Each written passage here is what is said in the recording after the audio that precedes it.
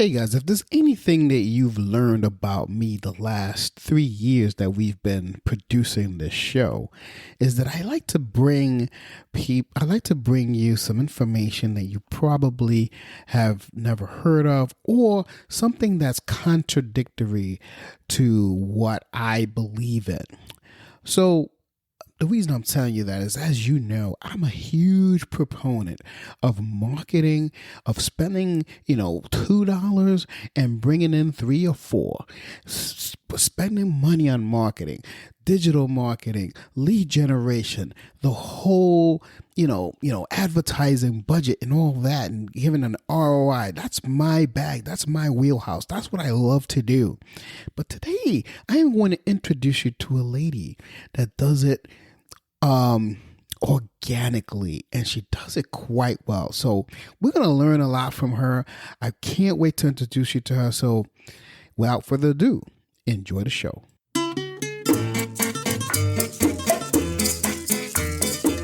Hello, and welcome to Marketing Solutions for Local Businesses, the podcast where you will discover all the latest and greatest digital marketing tools, tips, and strategies you will need to implement in order to stay ahead of your competition. If you are not getting the results you are looking for from your digital marketing efforts, this is the podcast for you. And now, here's the host of our show, the local business guy himself, Frank Deming. Hello, everyone. This is Frank Deming, the local business guy, and welcome to another episode of Marketing Solutions with local businesses. Happy Wednesday, happy hump day, happy everything, everyone. This is Frank Deming again. And I have a guest today, as I said in the pre-intro, someone who actually I consider a friend, actually, and a business partner, and someone, as I said in the pre-intro, I've met in a coaching event. I'm a huge fan of coaching. That's another topic for another day. But I want to introduce the world to my good friend, the great Kat Stancik. How's it going, Kat?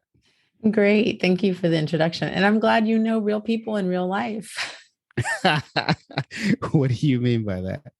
Well, there's so many people that we don't meet, right? And when we're looking at growing our businesses, especially given the current circumstances over the last couple of years, a lot of what we're doing in business is going in the online space where we don't actually meet someone in person. And we either work with a strategist or a coach that we've never met, or looking to expand our offerings into an online option where we might not even meet our clients in actual real life, but in, IVR, in virtual real life, IVRL? Right. True. That's true. I never thought of it that way. All right. So Kat, I have a ton of questions for you, but before I get there, I want you to introduce yourself. I already said some stuff in the pre-intro, but don't worry about that. I want to hear it from you. Who are you and what do you do? So I'm Kat Stancik, known as the lead boss. And I'll have to excuse me a little bit as I'm getting over laryngitis. So I don't always sound exactly like this, but I'm known as the lead boss. And basically what I love to do is help people go from maybe not liking, maybe even hating lead generation to loving it, and to create that consistency and predictability in their business so that they hit their revenue targets. And what I mean by that is making sure that we have the processes and systems in place that either you or your team can implement so that you can free your time up and claim true freedom of time and money. Awesome. Now, as you know, I am also a lead generation person, but I do it slightly differently. Mm-hmm. I'm a huge advocate of paying for my leads. I want to target the ideal person that's looking for me, put an ad in front of them, have them contact me. What's your take on that practice, and how does your practice differ from what I just said? I want to give the funny answer, which means never do it. Just kidding. But all right, this show's over. Right. And done. And we are no longer connected. So paid ads makes absolute sense in the right timing. So what I mean is that, paid ads or even automation or technology amplifies what's working. It also amplifies what's not. And what that means is that if you're not sure how to consistently convert someone, how to actually attract your ideal client, who they really are, what they look like, how they behave online, who they're following, how much money they're spending on whatever it is, and who they're buying from before you, after you, all that data, then if you don't know that stuff, you can't do your job, right? And get them actual results because you're just fishing in the dark versus having a very concrete path to follow in terms of being able to find them online. And what I help them do is make sure that they have that clarity in doing organic lead generation. And organic means not paid ads, but it's relationship marketing. I believe that the best combination is what you do and what I do together. And we work with people who already have that understanding of who they're working with, what that person looks like in terms of demographics, psychographics, their kind of behavior. But what they want to do is find more of them. I tend to focus on high ticket sales, making sure that there's systems and processes, because you can deliver everyone to the website, but if there's nothing in the back end to be able to have that conversation and generate those phone calls in terms of that conversion, that's not going to help. And if they've got no means to be able to bring people to their front door in terms of that website traffic, then what I do doesn't help. So the combination together, I mean, independently we can get results, but I think together it really creates this leveraged model that a lot of people are looking for. Awesome. Now you said a term there that struck a nerve, to be honest with you, because I bought a course. And I don't want to say the name of the course because, I'm not here to badger anybody. And it was all about relationship marketing. And I got to tell you, it kind of bombed, Kat, in that thing. It put a sour taste in my mouth. And it's like, how when you eat something and it's like, you're drinking like rotten milk and you're like, what the heck was that? And that's when it got me all enamored with paid ads, because when I started doing paid ads, I started seeing results. So, help me out. Like, what is relationship marketing to you and how is it effective? Because I'm sure the audience would like to understand that. So I take a very clear stance on the kind of relationship marketing that I focus on. And what that is there's a lot of bro marketers out there. And if you're not familiar with that term, not you, Frank, I know you are, but like other people listening, it's people who leverage the scarcity, the manipulation, the fear of missing out, where there's nothing to actually miss out on. It's these aggressive, sleazy, salesy, hey, this is a personal message that's been sent out to 1 million people, right? Kind of situation. That's not relationship marketing. That's churning and burning because they want to just get your credit card number and leave you right there. When I look at relationship marketing, it's how do people really understand who you are and how do they get to, and it's beyond know, like, and trust, but know, like, and trust is something that a lot of people can, get around and rally behind. So how can they really understand who you are and the kinds of things you can deliver as a result? That happens through building the relationship. Now, it doesn't mean that you have to go and have 1 million conversations, but people have to feel like they've gotten to know you, because people buy from people and they can't buy from you unless they know what you stand for and what you stand against, because it is a value-based aspect of things. So a lot of that has to do with content, which helps you do your job even better in terms of SEO and driving results. And building that out so that you can have 1 million conversations without actually ever talking to someone, but it's all happening within your ecosystem and people are consuming content and getting to that next level of decision, which eventually gets you to the big decision of, yes, I want to work with you. Right. Okay. All right, cool. I mean, I could see it. The concept is very, very intriguing to me. It just didn't work for me. And I wasn't patient, and that's why I moved on. So it's working for you in a different way. So you keep in touch with people. There's certain people that you're talking to. You're charismatic. You network. That's all relationship marketing. But the problem is the likelihood is that course and many courses take a one strategy approach. This is the one thing you do to solve all of your problems. And then you'll make $1 million in 24 hours. And, just like them, they went to living on the street to the penthouse mansion within 2 days. Right. So it's not about forcing a strategy on someone. It's about identifying what strategy aligns to your strengths as a service provider And what do your clientele respond to in terms of engagement? And then aligning a strategy that connects both of those. So I would bet that they were leveraging a strategy that you didn't enjoy. And so that's why you're not doing it in their way, because it's not something that you like doing. And we don't tend to do the things that we hate doing. We tend to procrastinate or find other ways, or even go into completely different industries or strategies to build a business because we didn't enjoy that. Yeah, that is true. That, throughout my journey of entrepreneurism, I now focus only on the things that I enjoy doing because I know I'm going to be good at it. Because when I don't enjoy doing it, doesn't mean I don't do it. I outsource it, but I don't do it because I'm not going to be good at it. Right. And that's the point. That's the thing that I strive to work with my clients on. That's how you go from hating lead generation to loving it. What's your unique strategy that aligns to you versus forcing you into a strategy? So I kind of look at my framework and I think of it less as a blueprint and more as a buffet. So it's connect, converse, and close. So what are the pieces within connecting that you'd enjoy? If you're gluten intolerant, don't pick up the gluten options, right? There's alternative things that you can do and you can still feast. So we're not talking about actually eating our clients here, but that kind of concept of this is something that should be enjoyable and shouldn't cause pain. Right. So let me ask you this, put you on the spot here, Kat.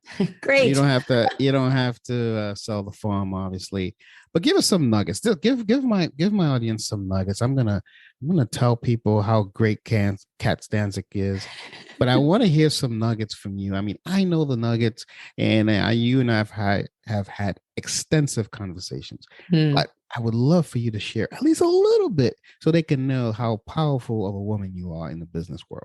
I'll share lots of nuggets. I mean, I think that the magic comes in working with the individual. And so, that's what I think people, underestimate the value of who they are because they don't understand their own brilliance. But especially when it comes to like service providers, I've seen a lot of this before where people are like, oh, well, I don't have time for social media. I don't have time. And we're going to talk about LinkedIn because I think a lot of service providers actually don't look at LinkedIn as a valuable lead generation source. And I think people are looking at it in the wrong way. I pity those people. Right? Like there's so much opportunity, but it comes down to consistency. You're not going to get results for something that you're not consistently doing. I mean, I love Michael Jordan, but he didn't come out of his mama's womb being able to throw free throw shots, right? He had innate natural skill potentially, but he nurtured it through consistency. Even when he had mastered the art of the free throw, he continued to do it to see where there was opportunity for improvement to continue to perfect it. So, and I'm not saying that everybody here has to post 52 million pieces of content a day, but what does consistency look like for you? Is it once a week? Is it twice a week? And looking at, things like we love to look at the algorithms and the data and what's going to position you with authority. I personally like to put strategic effort into creating ease. And what that means is, I'll use an example. I had gotten COVID back in 2020 and I was out of my business for 3 weeks. I have 3 kids underneath the age of 7 as of the date of this podcast. So I couldn't be in my business, right? It was me, some assistants, some VAs, right? Some contractors, but I had enough content. I had the systems in place that I could literally remove myself from the business for 3 weeks and not touch anything and still have people calling me for sales calls, still being able to convert people through content. But that's because I put strategic effort into building a library. Now, most people, when they're putting content out there, they think it's easy enough just to put that quote, right? They're just putting placeholders.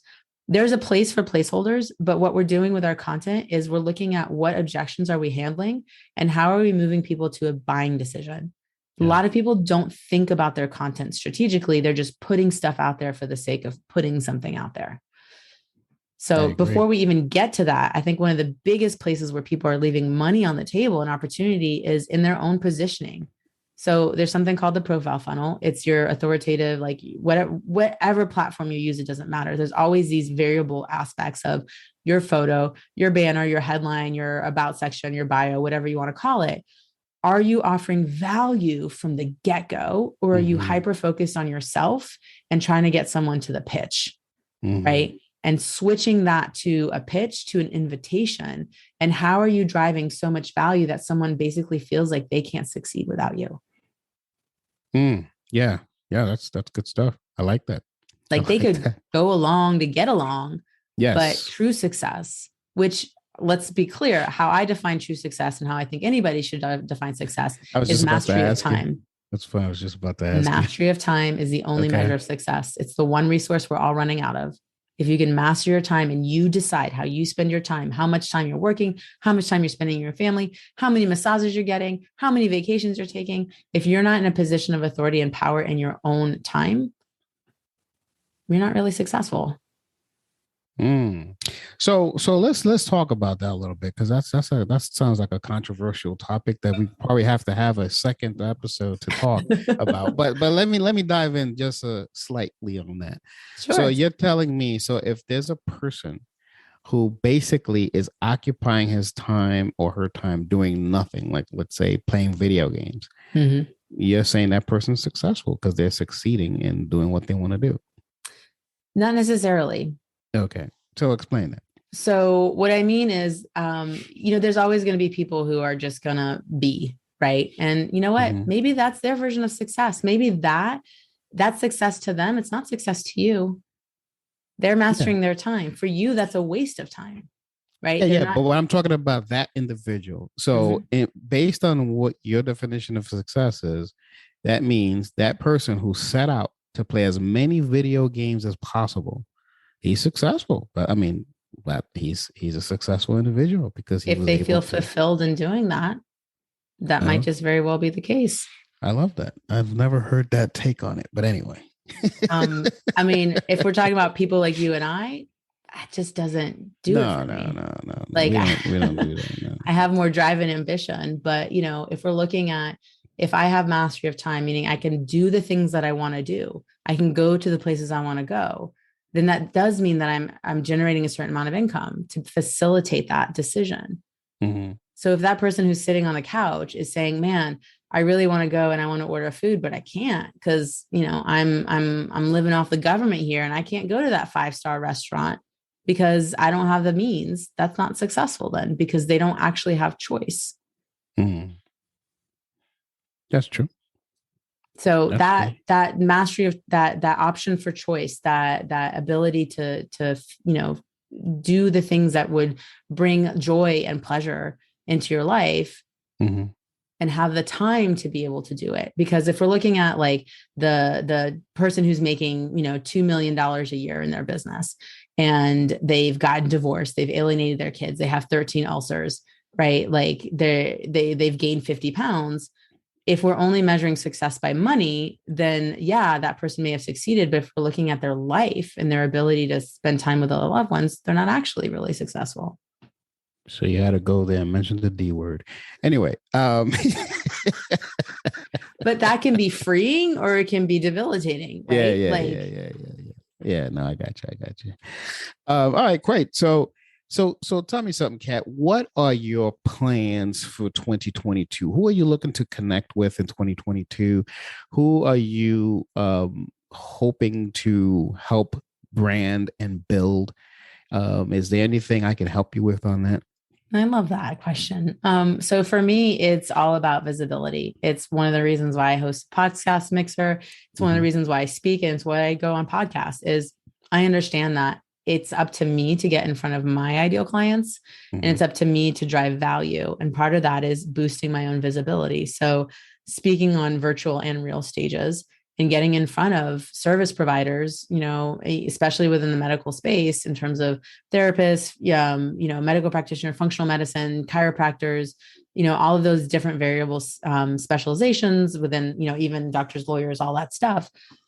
Because I think a lot of people are extremely intelligent, but just because you're capable in one area doesn't also mean that you're business savvy. And what I mean is that a lot of my clients have gotten to a place in business, but they have no more time to give, right? They can't keep working in their business. They can't keep driving things and need to figure out a way to pull themselves out without losing it all. And so fighting that control, because they know that if they do XYZ, they'll produce ABC result. But What if you're chilling out in the PQR world, right? Where you just want to take a little bit of a rest? Can ABC still happen? And can you trust someone to do XYZ for you? Gotcha. It's a lot of letters there. That's well, that comes from your working with government past background, but oh my God, yeah, those good old corporate days. Yeah, so Kat and I have similar backgrounds, different companies, but similar backgrounds when we worked for not ourselves, put it that way. Right. So we understand other large conglomerations and helping them make money. Yeah.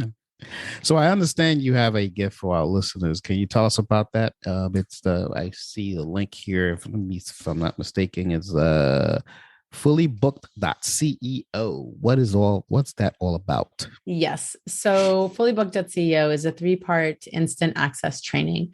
And what is provided there is one, a lot of people wonder, what is it that they're supposed to do, especially when it comes to high ticket sales, when it comes to lead generation. So it breaks out what you can do in an hour.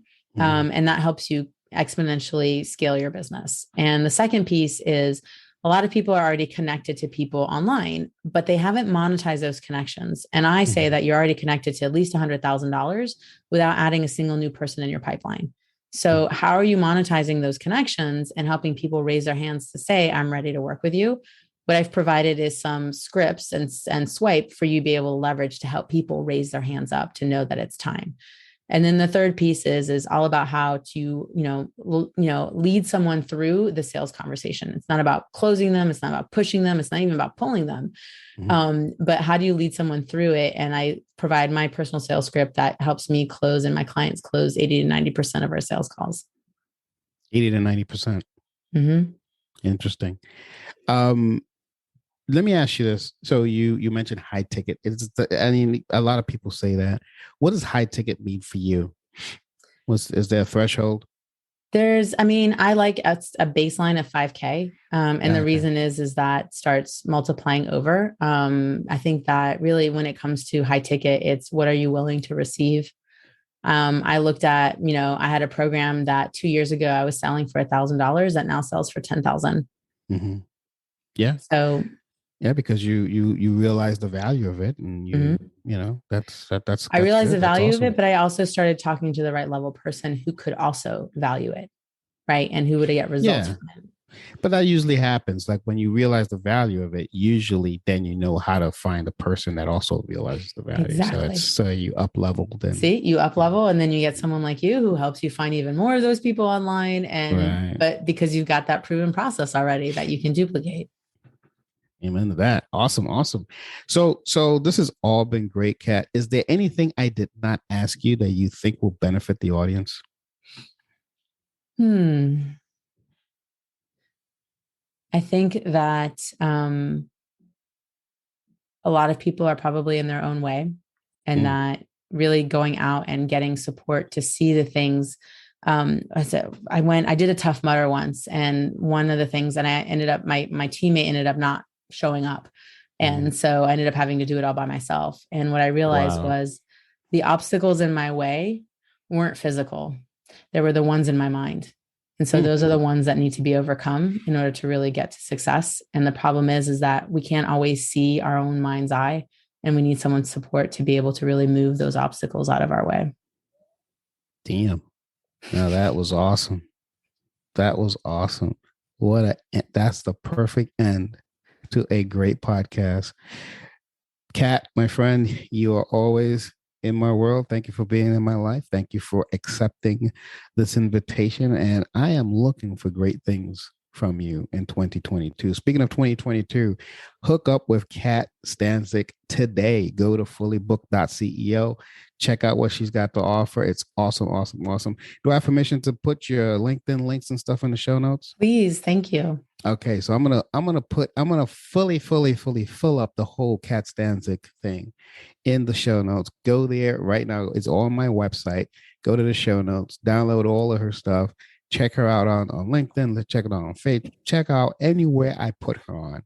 and you will be surprised. If 2022 is the year for you to succeed, you got to hook up with Cat Stancik. So with that, I am going to end this episode. This has been Frank Deming, the local business guy. You've just been blessed by the great Cat Stancik. Take care, everyone. Until next week. Peace out.